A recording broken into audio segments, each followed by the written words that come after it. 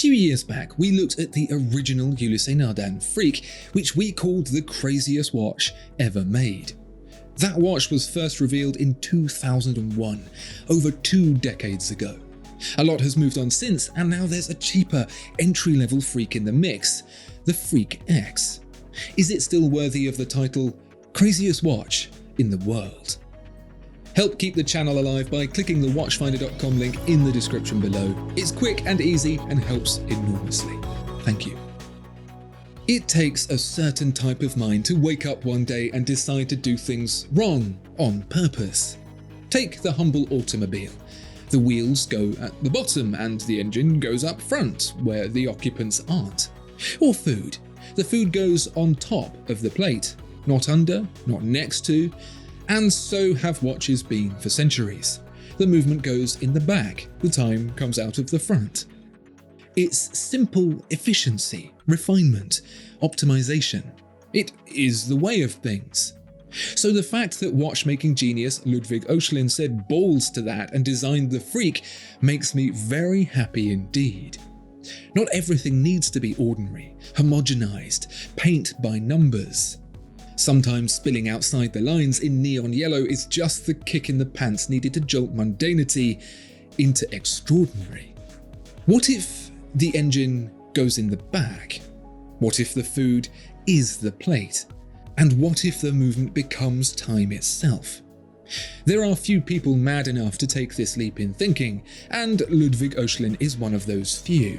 His proposal was misleadingly simple. What if the hands and the movement were one and the same thing? So instead of the hands being on the movement, they were the movement. To realize his dream, the Freak became a watch of firsts.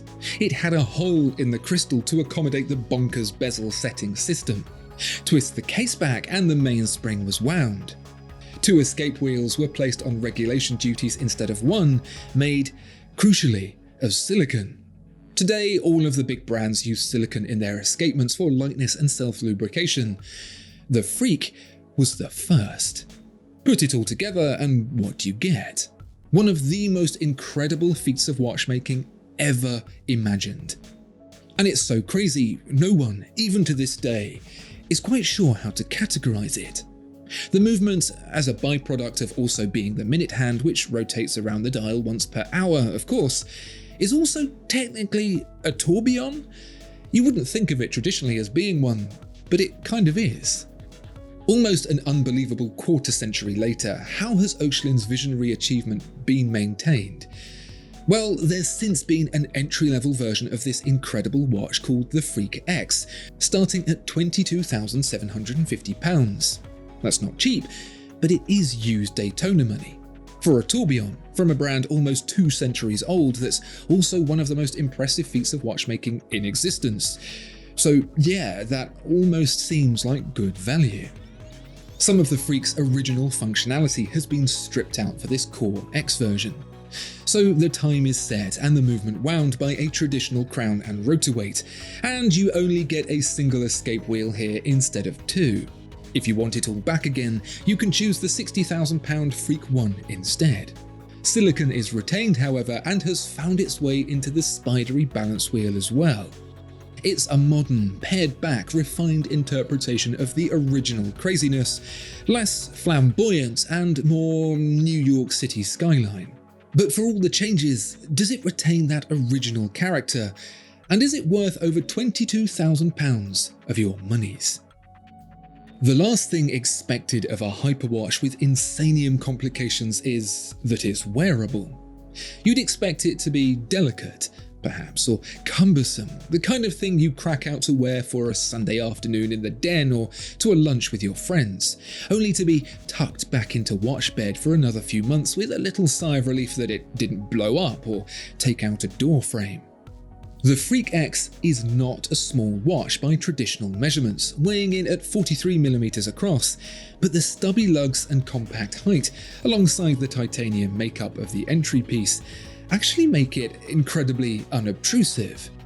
It is a comfortable wear to the point its presence is completely forgotten. There's no top heaviness, no cuff conflicts, no awkwardness of any kind. To wear, it is an ordinary watch. This is baked into the DNA of the Freak X so intrinsically that it's even available on a Velcro strap of a similar operation to that of a moonswatch. Granted, the execution is reassuringly more impressive, with little touches like the metal tag that prevents it from coming all the way undone, very much welcome. But still, its presence at all indicates that Ulysse Nardin expects this watch to be worn on the daily. Well, there's that detective work, and also the fact the brand extols the Freak X's daily wearability on its website too. It's unusual for a watchmaker to goad its customers into wearing what is typically a delicate complication every single day. That means wearing it to feed the baby, washing the dog, mowing the lawn.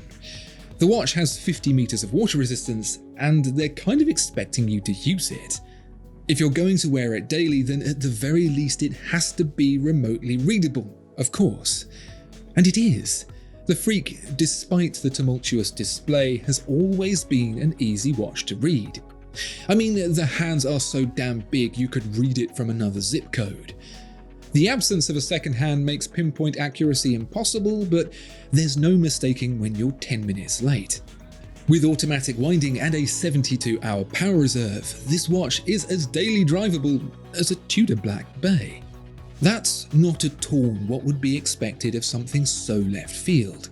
It's like the Freak grew up and got a job selling stationery to libraries.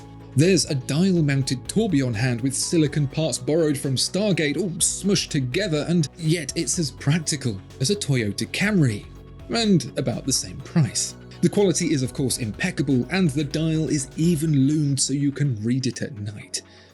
It just might be the perfect watch, somehow fusing a level of hyper-horology that should be sectioned for its madness, alongside complete usability in almost every environment. Porsche put the engine in the back of the 911 and made a usable supercar. The ancient Greeks turned bread into a plate by topping it with cheese and vegetables. And Ulysse Nardin have made a practical hyperwatch by turning the movement into their hands. It's a great watch, without a doubt, but does it retain the essence of the original? Perhaps not entirely. Perhaps it's a bit too usable, a bit too complete. If the 911 is too refined, you can lose the back seats and swap in an engine that revs for days. If pizza is too straightforward, you can douse it in hot sauce. To make the Freak X complete, truly of the Freak bloodline, it needs an edge, a demon's howl or the bite of chili. It should still be wearable whenever, but it needs to remind you every single day that it's still a little bit crazy, a bit unhinged, a bit of a freak.